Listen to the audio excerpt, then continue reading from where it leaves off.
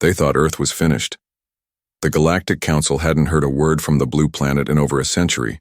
No transmissions, no trade, no ships in the sky. Once, Earth had spoken loudly in galactic politics, too loudly, some said. But after the last border conflict, the humans went silent, vanished from the map.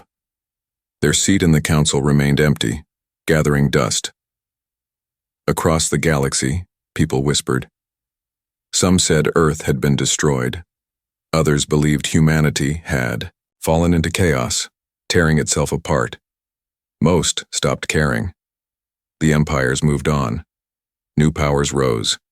And Earth became just a ghost in the records, a forgotten world spinning in a quiet corner of space. But not everyone forgot. High above a council, Moon, a single officer, Commander Vareth of the Zarn Empire, studied the old records. He noticed something strange. Ships that passed too close to Sol system never returned. Not many, just a few. But it was a pattern, and it bothered him. When he brought it up in a meeting, the others laughed. Earth? One senator chuckled. If they're alive, they've gone primitive. They're no threat. Still, Vareth couldn't shake the feeling. Something didn't add up. Then, last cycle, a patrol scout near Pluto vanished. No distress signal, no wreckage, just silence. But this silence, it wasn't empty. Deep in the shadow of Neptune, a strange object had watched the scout. It didn't move. It didn't fire. It simply observed and sent a signal home. Far below Earth's oceans, in the darkest trench where sunlight never reaches, ancient machines began to hum. They had waited, patient, hidden, forgotten. Now, they were waking up. The galaxy thought Earth had disappeared, but in truth it had simply gone quiet on purpose. While empires rose and alliances shifted, Earth turned inward. The betrayal during the last border conflict had taught humanity a hard lesson. Trust was a luxury. So they left the council without a word. No warning, no goodbyes, just silence. To the rest of the galaxy it looked like weakness, but under that silence Earth was building something unimaginable. For years engineers, scientists, and former soldiers worked beneath the surface. Hidden cities, deep ocean factories, orbital shadows invisible to scanners. And in these dark places, the Black Fleet was born, one ship at a time. The fleet wasn't built for peace. It wasn't meant for war either, not the kind the galaxy understood. These ships didn't shine, they didn't broadcast signals or wave banners. They had no colors, no symbols. They were dark, smooth, and completely silent. Their hulls absorbed all light, as if space itself bent around them. No one outside Earth knew they existed, and still, the galaxy kept poking. A group of smugglers, running from a bounty, drifted too close to Earth's edge. They thought the planet was empty. They joked about salvaging old human tech. But before they could even land, their ship was caught in something they didn't understand. Systems shut down. Engines failed. A soft pulse hit them. And they were no longer in control. That's when they saw it. A black figure in the distance. Not a ship, not a station, something in between. Then the lights went out. When they woke, they were on a clean, silent platform beneath the ocean. Their wounds were gone. Their minds confused. Standing in front of them was Commander Reyes, dressed in a simple black uniform, hands behind his back. "You've seen too much," he said calmly, "but maybe you're useful." Reyes didn't raise his voice. He didn't need to. Behind him, through a glass wall, the smugglers saw something vast, rows of ships stretching beyond the ocean trench, still, waiting, sleeping. "They think, we've disappeared," Reyes said. "Let them keep thinking." One smuggler whispered, "What is this place?" Reyes looked toward the dark sea. "This is the last shadow the galaxy will see before it remembers who we are." Far above them, in the cold silence of space, a satellite blinked. Someone had found Earth again, and this time, Earth was ready. The signal changed everything. For over 100 years, the galaxy believed Earth had stepped away from the stars. Their name faded from records, Their voice vanished from council meetings. But now a strange pulse had been detected, an old Earth frequency, one that hadn't been used since the early days of space travel. It was faint, distorted, almost like a whisper from the past. But it was real. The Galactic Council gathered in urgency. The room, normally filled with slow debates and polite words, now buzzed with tension. Representatives from dozens of empires, guilds, and systems sat in silence as the transmission played again and again. A voice. Human. Calm. We are watching. That was all it said. To some, it sounded like a warning. To others, just a trick, or a glitch. But to the older members of the Council, those who remembered the power Earth once held, it felt like a quiet promise. The Empire of Varnak, proud and powerful, was the first to respond. Their chancellor stood tall and smiled with confidence. If Earth has returned, it must be reminded of its place. Let us send a message, one they won't forget. A decision was made, not through war but through pressure. A formal demand was drafted and sent. Earth must open communication, surrender its technologies for inspection, and return under Council authority. If not, they would be considered unstable and isolated again, with stronger measures next time. But Earth did not answer. Days passed, then weeks. And just when the Council began to mock Earth's silence again, something strange happened. A fleet was sent to patrol the solar system. It never arrived. No debris, no signal, nothing. That's when whispers returned. Some said Earth had powerful cloaking tech. Others believed they had allies in unknown space. But no one had proof. Until a merchant ship, passing near Jupiter's edge, recorded something impossible, an outline in the darkness, a shape too large to be natural, but too quiet to be a ship. It moved like a shadow, and just before the feed cut out, a faint voice was heard again. We are watching. We remember. Panic began to rise. The Empire of Varnak decided to act. A larger fleet was gathered. Warships, scouts, diplomats, thousands of crew members, all prepared to force a response from Earth. Across the stars, screens lit up with the Council's announcement. Earth has been uncooperative. The Empire of Varnak is authorized to secure the Sol system and ensure stability. But Earth remained quiet, unshaken, unbothered, and far beneath the oceans, in the command chambers of the Black Fleet. Commander Reyes watched the stars flicker as the Varnak fleet entered Earth's outer edge. He turned to his crew, expression calm. They're still underestimating us. And without speaking another word, he gave the signal. This time, Earth would not be silent. They arrived with confidence. The fleet sent by the Empire of Varnak entered Earth's system in perfect formation. Hundreds of ships lined in polished silver and gold, engines burning bright against the stars. From their command vessels, they sent message after message, demanding Earth respond. But no one answered. Earth didn't even acknowledge them. The silence stretched on. Hours passed. The officers on the lead dreadnought joked quietly among themselves. Some believed Earth's systems had collapsed. Others said humans had grown primitive and forgotten how to speak with the stars. But one junior technician noticed something strange. His radar wasn't broken, yet something kept shifting in the corner of his screen. It looked like static, or a signal bouncing off. Nothing. Then the lights flickered. Once. Then again. On every ship in the fleet at the same moment, the stars outside began to dim. Not because of distance, because something was moving between them and the light. It had no shape, no clear design. Just a smooth outline where space looked wrong. As if the stars themselves were being erased behind something too dark to describe. Then, without warning, every ship's comm system activated.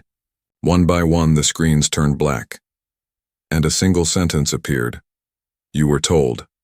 Now you will understand. Panic began to set in. Commands were shouted. Systems scrambled. But before they could act, the air around them grew heavy, an invisible force pressing on every hull. And then, silence. For 30 full seconds, nothing moved. Then they saw it. A single ship. Not large, not flashy. Just there. Pitch black. Floating between the fleet and Earth. It made no sound. It had no engine trail. It simply existed. And then it vanished. Seconds later, the rear section of the Empire's third cruiser was missing. Not destroyed. Just gone. Clean. As if it had never existed. One by one, ships began losing power. No explosions, no alarms. Just systems failing, lights dimming, and crew members staring into the dark. From Earth's orbit, hundreds of ships rose quietly from shadow, each one shaped like a ghost. Smooth, lightless, and cold. The Black Fleet had arrived. Inside one of those ships, Commander Reyes stood on the silent bridge, watching the enemy float helplessly. "They brought their pride," he said to his officers. "Let's show them what patience builds." No weapons fired, but across the entire enemy fleet, engines stopped, navigation froze, and artificial gravity vanished. Ships drifted helpless like toys in a storm. And for the first time in over 100 years, the galaxy saw Earth again. But this wasn't the Earth they remembered. This Earth didn't wave flags. It moved in silence. And silence was now the loudest sound in the stars. No one expected it to go this far. What began as a simple message, a quiet signal from a forgotten planet, had turned into something far bigger. Entire star systems were now filled with uncertainty. Fleets that once moved with pride were halting at the edges of mapped space. The Empire of Varnak, once so sure of its strength, had lost its most trusted fleet, without a single explosion. The Council tried to make sense of it. They gathered scientists, war strategists, even historians. And when one scholar finally recognized the old human signal, his voice shook as he spoke. This wasn't a warning, it was a reminder. Long ago, before Earth's silence, humans had begun experimenting with unknown technologies. Most nations called it dangerous. Some even labeled it forbidden. But the humans saw potential where others saw risk. They disappeared, not because they were defeated, but because they chose to walk a path alone. In hidden corners of space, they tested devices no one else understood.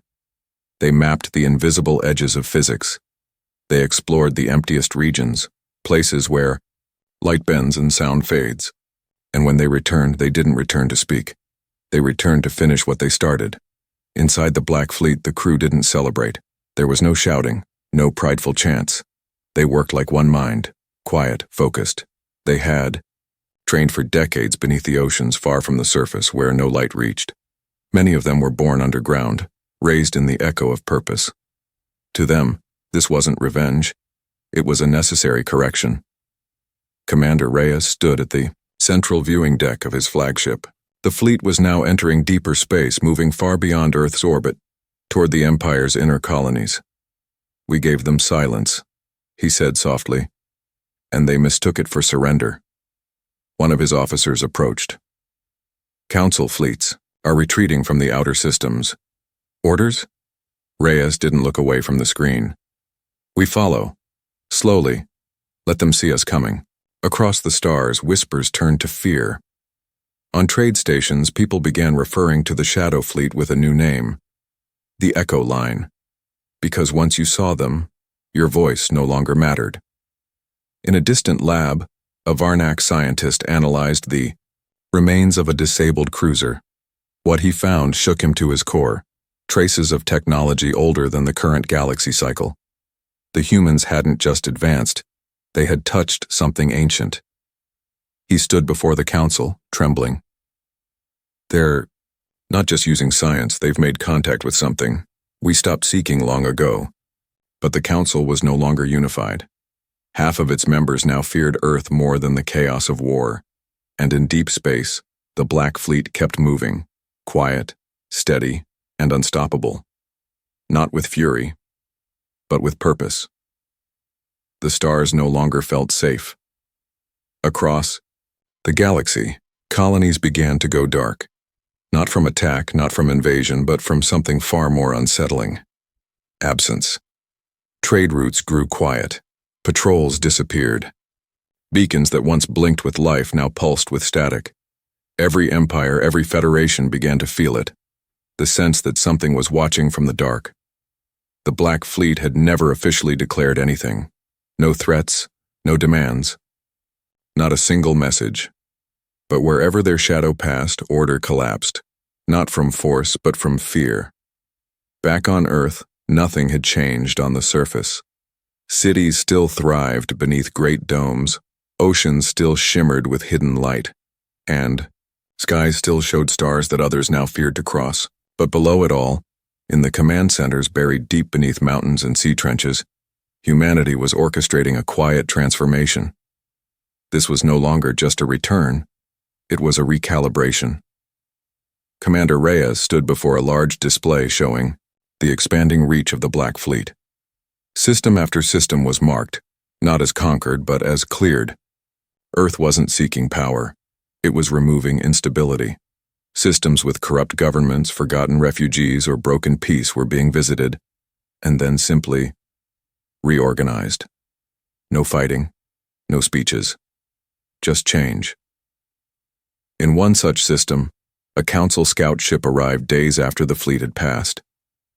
They found a space station once ruled by pirates now under quiet, flawless order.